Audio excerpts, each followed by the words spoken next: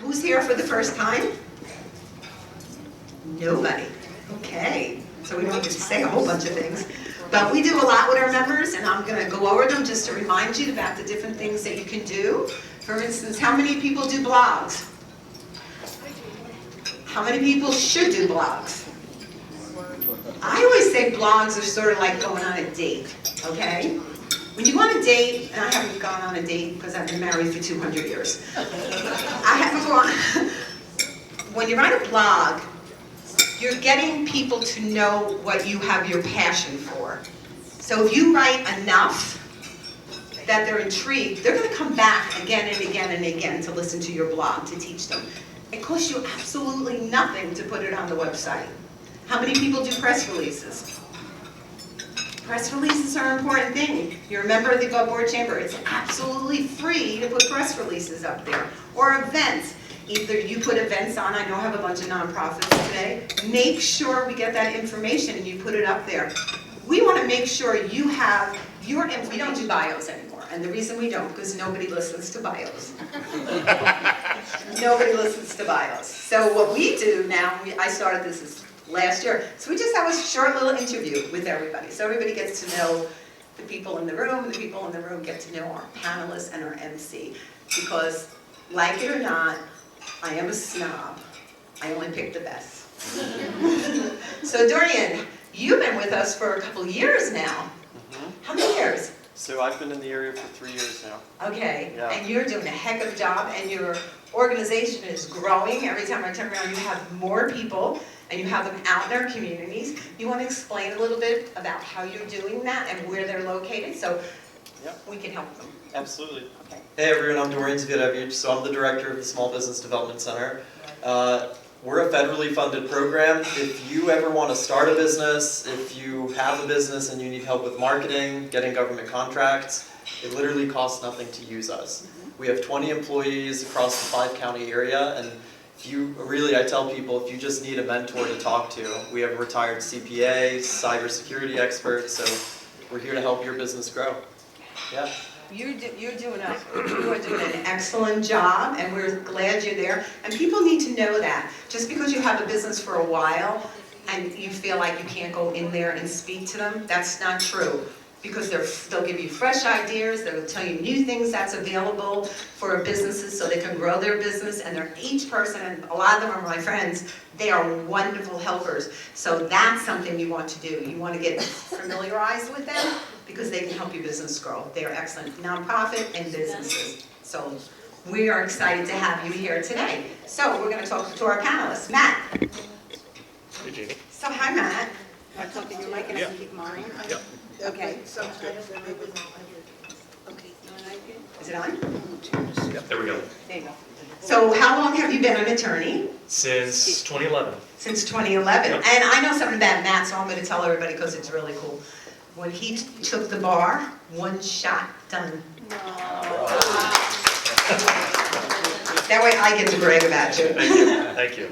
And you are busy, and you're working for a company in Connecticut. Connecticut. 2 children, 3, and a newborn. A newborn and a 3-year-old later this month. Later this month. Yeah. So tell me, what is your favorite part of law with your new job? Because it's really amazing what you're doing. Do you want to explain to everybody for a second that? Sure. Yeah. So I work for a company called Pratt & Whitney, based in Connecticut. If you've ever flown a domestic airline, you may have flown on a couple of our engines out there on the wings. And so I'd say probably the most interesting thing is actually flying on a Delta commercial jet or United or JetBlue or Frontier, and maybe looking out the window over the wing and saying, that is our engine that is going to get me to where I'm trying to go. And actually be able to see like the product actually. Does it have your name on it? Does it say like we may have our logo on what's called the nacelle of the airplane, kind of the back wing of the airplane. So next time if you're flying commercially, take a look. You may see a nice little eagle, Pratt & Whitney eagle on the back of the nacelle. So are you really enjoying this job? How long have you been doing this? Since 22. I remember because I started the week right after Ian. So I had to tell my boss that I'm not going to have internet for a few days. Yeah, you're busy. When I was starting, but that's always kind of the mental bookmark for me is right after Hurricane Ian 22. It did a lot to all of us. Yeah.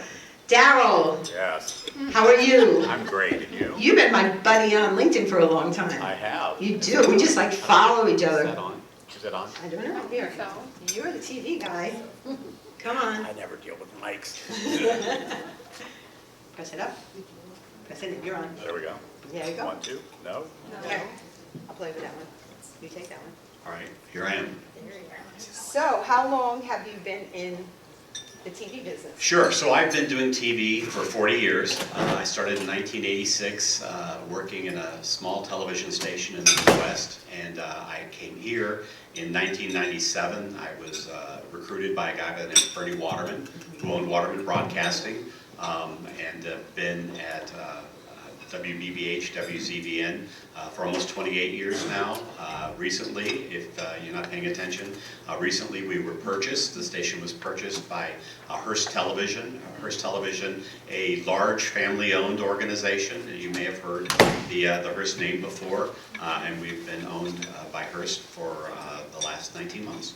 And you have a brand new name. And we have a brand new name. And what is your brand new Our name? brand new name is Gulf Coast NBC and Gulf Coast ABC. Okay, question. Sure. Is it Gulf Coast News then So the yes, initials? then everything that we cover is called Gulf Coast News. Okay. So this was a business decision. You know, a lot of times people ask, and a few folks have heard some of my speaking about this transition in other meetings. And I have an entire presentation on Gulf Coast News if you'd ever like to see it. But the idea is that it really was a business decision to bring the two television stations together and unify everything we do. By doing that, it allows us to focus on the important stuff. And for us, the important stuff is being involved in our community, covering our community, making sure our community is safe when major events happen. That's perfect. You do it very, very well. They do it very, very well Thank you. during hurricanes, right? Absolutely. When you get both teams together. Well, and that was what started all of it. Yeah. We had been doing it. We first did it back in 2004 when Hurricane Charlie happened, and when we became a Hearst-owned property, one of the conversations was what could we do and do better. So we did a major research project, and that research pointed to the idea that a lot of people in the community thought we were at our best when we were doing Exactly. that joint coverage. And so we made the decision that instead of only doing it when major events were happening, major, frankly, destructive events were happening, we should do it every day. And so that was the brainchild, and it took us about a year to come up with the branding name change and put everything in place. Well, I love it. And I look forward to next month because we're going to have two of their weather people on our panel. One in Lee and one in Eagle. Eric was on this panel, I don't even know when, many years ago. Do you know For a him? while, no. No, he was on for ethics, because he actually teaches ethics over at Florida Gulf Coast University. Yeah, so he's the man in the know. Eric, how long have you been teaching ethics?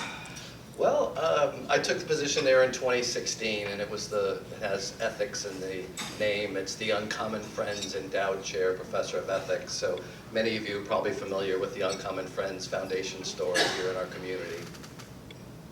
Well, we are excited to have you here. We also have on everybody's table information on Uncommon Friends. It's a great organization. They've been around for a long time, and get to know them because they have a thing that comes up. They pick somebody for ethics, right? The ethics award. Is that coming They often this give year? an ethics award, and often that would be like August timeframe to start. Okay, because I think Mark said something to me about that. Well, we are excited to have all three of you here today because we're looking forward to learning from you, and you as well. So here's your mic. I'm going to get out of your way. To be open-minded enough to consider what all of the options are in whatever is being reported by true journalists. And I think that is the fact of the matter is that you can't expect going to radio talk shows, to cable news hosts, and expect from any of them, and expect that you're getting the full story on anything. You've got to find certified journalists that you trust, that you know that they're going to report what is truly happening in our community and within our world. And it's a challenge, and it's a challenge for all of us. But you can't believe everything you read on Facebook. I mean, it really gets down to that, or any of the social media, because there are a lot of people who want to be journalists who aren't willing to put their name on what they're reporting, aren't willing to source. You know, is there a source to what you're reading? Is there some place that you can go to and be able to go and see that information for yourself, or is it something that they're just simply saying? Because if they're simply saying it, you're not going to find it anywhere else. But as a journalist, and you know, if I can say, hey, and you can go to the county commission log and you can see these figures for yourself, and you can see that amount of money is being spent on X, Y, and Z. So it's always about trusted journalism. It's always about making sure you have a trusted source and making sure that everything you read, see, and hear is something that you could verify independently if you wanted to. Thank you. Matt, next question's for you. How do you distinguish between ethics and morals? Yeah, you know, kind of what I talked about at the beginning. I think ethics is that baseline for society, and I'm sure you ask everyone in this room, they may have a different definition of what they consider ethics versus morals, but for me, ethics is that baseline in society where we look at ourselves as a collective and we determine objectively there are some bright lines that we should not cross. It's the line, the stealing, killing, those type of things. Morals is when you get into the gray areas in between. And you know, an example I use is you're sitting on a bus or you walk down the street and you see a wallet sitting there. Maybe there's a few dollars hanging out of the wallet. One person, their moral compass may tell them, I need to pick it up and look through it and see if I can find who it belongs to return it. Another person may look at it and say, I was taught, you know, if it's not yours, leave it alone. Surely someone will realize they forgot it and retrace their steps and come back and claim it.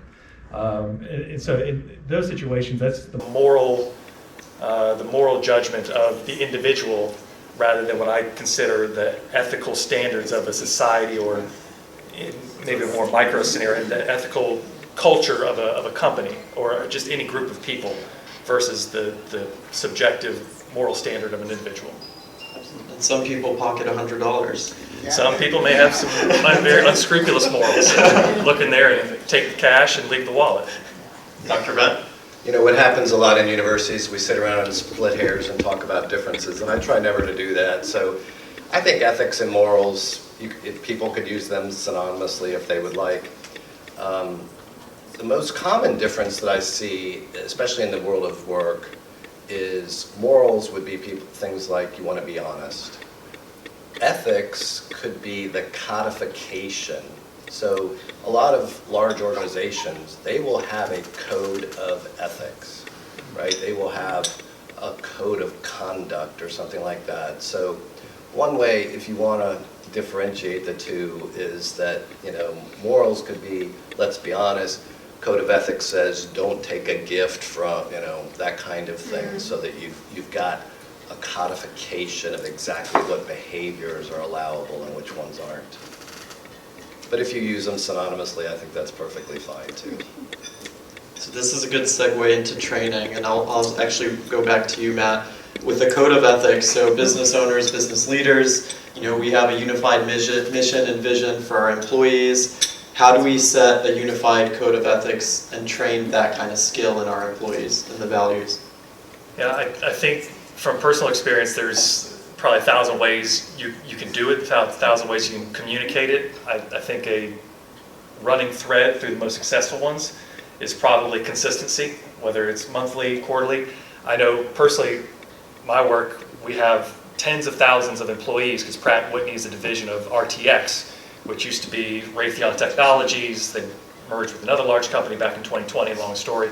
But we have tens of thousands of employees, and we have to do quarterly trainings where we literally go online, and I find it very useful. Not, you know, they're not all legal, but kind of like Dr. Dent was talking about, they'll give you scenarios where they say, you know, you're meeting with a customer and the customer, you know, wants to take you out to dinner. Are you allowed to do that? There's some cultures, we're an international company, there's some cultures, maybe in Asia, where it's polite. Yeah, no, and there are a couple of them out there that are really great, great movies. There's a movie, and I've forgotten the name of it, that, talks about the Washington Post and their decision to print the Pentagon Papers, and another fantastic movie.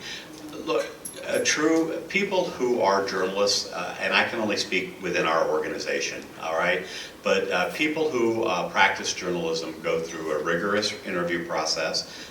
They go through schooling. I mean, we don't hire people who don't have some type of journalism background in school, whether they're working for their newspaper or their television at their college.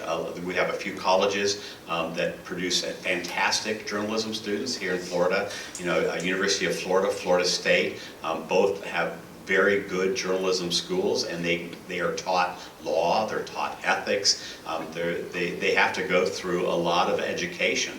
And then frankly, I like to hire people who have whether a second degree or a minor, and I love to hire people who have whether it be a minor in history, because history repeats itself over and over again, and someone who understands that has the ability to go out and really understand, really have a grasp of what they're reporting, or someone who has a political science degree, who understands that, I mean, and look, if any of you have kids, because I have two 17-year-old, I have twin daughters, and they get grilled every night at the dinner table because I have high expectations for them to be involved in the community and be smart about what's happening in the world.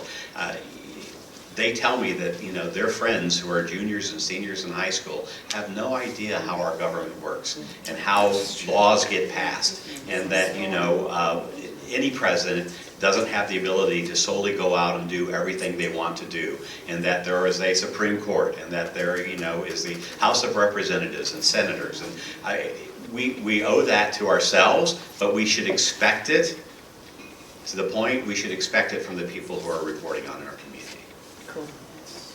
One more round of applause. Thank you, gentlemen.